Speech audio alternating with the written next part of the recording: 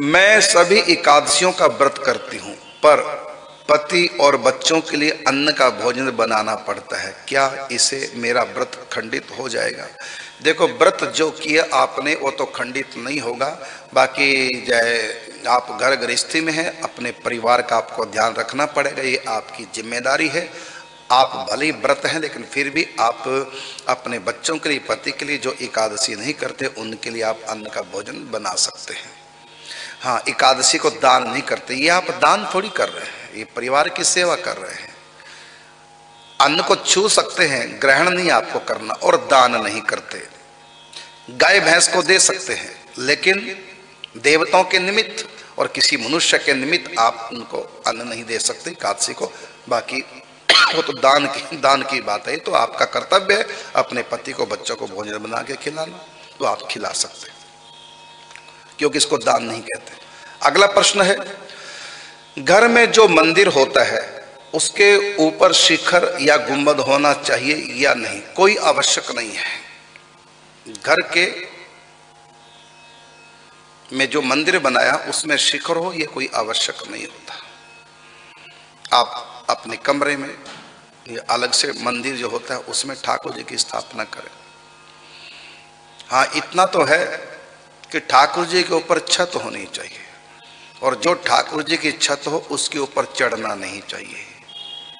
ठाकुर जी के सिर के ऊपर, अब डायरेक्ट छत है, छत के ऊपर दूसरा कमरा, तो आप भगवान के ऊपर चढ़ गए। तो ऐसी स्थिति में क्या करें, एक बीच में और छत लगा दो, चाहे कपड़े की लगा दो, जिसको कहते हैं चांदनी, बितान कपड़े का बना के लगा दो भले, या लकड़ी का मंदिर हो तो मंदिर के अंदर हो, तो फिर डबल छत हो जाएगी। एक ठाकुर जी के मंदिर वाली छत, एक आपके मकान की छत।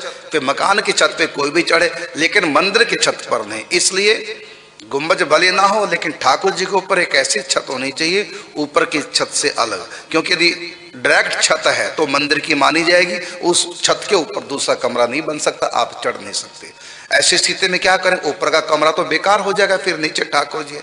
ऐसी स्थिति में आप एक छत और नीचे बना दें, और ये जरूरी नहीं कि आप सीमेंटेड बनाएं, आप कपड़े की भी बना सकते हैं। ऊपर ठाकुर जी का कपड़ा तान दो, तो छत ठाकुर जी की मानी गई कपड़े वाली, ऊपर की छत आपकी अपने कमरे की, फिर आप ऊपर चढ़ सकते हैं।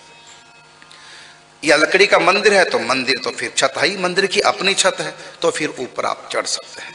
लेकिन ठाकुर जी के सिर के ऊपर डायरेक्ट जो भी छत आएगी उस छत के ऊपर नहीं चढ़ते। इसलिए बीच में बितान लगा दो कपड़े का, या लकड़ी का मंदिर बना दो।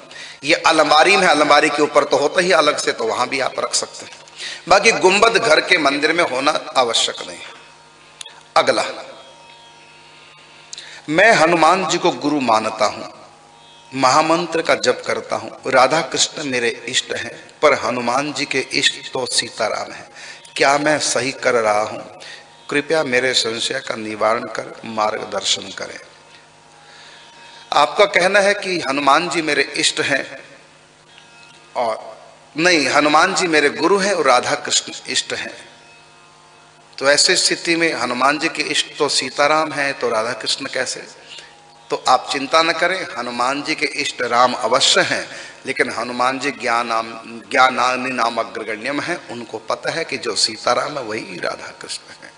चारों युग प्रताप तुम्हारा। तो त्रेता युग में राम की सेवा की, तो हनुमान जी ने द्वापर युग में श्री कृष्ण की सेवा भी की है।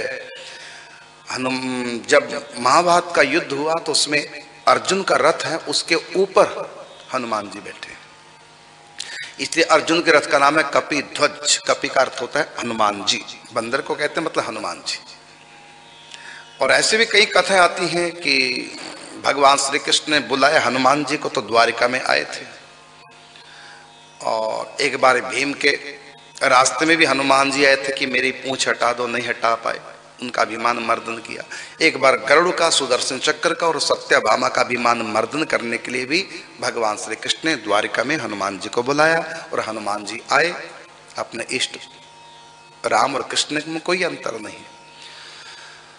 और एक कथा और आती है कि एक ललित नाम का एक बालक हुआ है, वो हनुमान जी को बचपन से मानता था। बाद में वृंदावन की रास मंडली चित्रकूट आई, तो बालक अपने गांव से चित्रकूट वृंदावन की रास मंडली के दर्शन करने लगा, तो उसका भगवान श्री कृष्ण से प्रेम हो गया। और हनुमान जी से प्रार्थना की। रात्रि में स्वप्न में हनुमान जी आए और उन्होंने प्रार्थना की थी कि मुझको भगवान श्री कृष्ण से मिला दो। तो हनुमान जी आए रात्रि में, स्वप्न में उनको दीक्षा दे गए, उनके गले में कंठी बांध गए। और जब प्रातः ललित उठा बालक तो देखा उसके सिरहाना पे तुलसी की कंठी हनुमान जी के द्वारा जो दी थी वो पड़ी है। तो उन्होंने कंठी उठाई, हनुमान जी का नाम लेकर पहन ली और हनुमान जी गुरु मान लिया। मंत्र उनको याद था जो स्वप्न में दिया। और उसके बाद हनुमान जी की आज्ञा से वो वृंदावन आए, रंग जी के मंदिर के द्वार पर बैठे रहते थे। कोई भी भिक्षा देता और ग्रहण कर लेते और उनको निकुंज की प्राप्ति हुई है। नाम हुआ उनका फिर ललता चरण जी महाराज। तो हनुमान जी ने उनको निकुंज की प्राप्ति करा दी, राधा कृष्ण की प्राप्ति करा दी, क्योंकि हनुमान जी निकुंज में भी हैं चारों शीला सखी के नाम से। तो हनुमान जी आपको राम से भी मिला सकते हैं, श्री कृष्ण से मिला सकते हैं, शंकर जी से मिला सकते हैं, दुर्गा जी से भी मिला सकते हैं। इसलिए आप बिल्कुल ठीक है। और हनुमान जी को नाम बहुत प्रिय है, तो आप नाम जप करें हमेशा, हनुमान जी गुरु मान।